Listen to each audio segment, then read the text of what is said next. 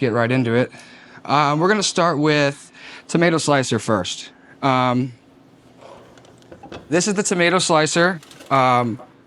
We used to have a version that came down like that, but it would actually squish the tomato.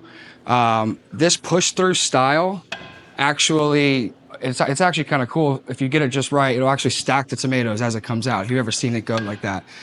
We changed the blade a long time ago. It used to be a tension blade. If you guys ever dealt with Nemco in the past, you would have to call in and get the right blade number and then kind of tweak it and almost like tuning a guitar. And it was just never quite the same. So to avoid that and then you guys and everybody calling and trying to find that exact blade, these come off in 3 pieces for washing. But what we did is we just have one single blade. So instead of actually getting new blades to pull out of here, you're gonna get a whole new block when its life is over. This has helped tremendously. Less the pieces are getting lost in the kitchen and they're getting more longevity out of it. So put this back on.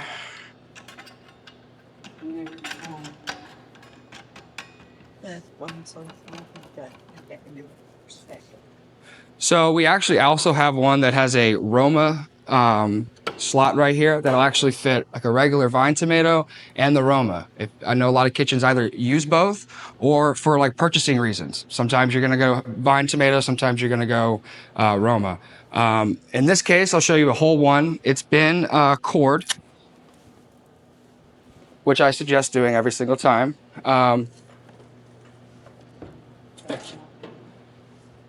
What I want to do, I'll show you from the side like this, so I'll show you the full effect.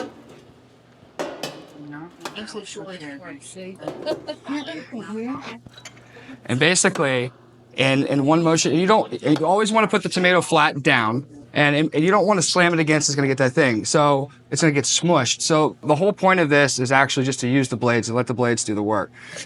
So as you come through like that, you're going to get a little bit of waste. Some may even use that depending on the application.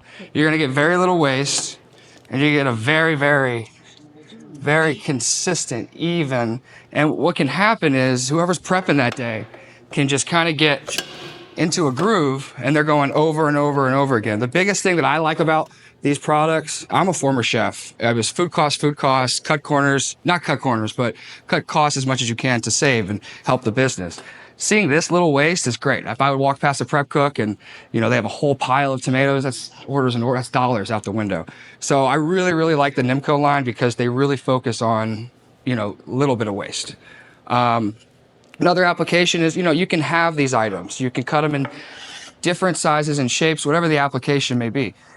They're so versatile that you can kind of get creative with it. I know that it's not the old lunch that I had when I was a kid. It's not that anymore. There's more versatility. There's more thought on dietitian or dietary restrictions and kind of more of an individual meal rather than, make them feel excited. So another thing to remember, and I'll touch back on with this stuff is versatility.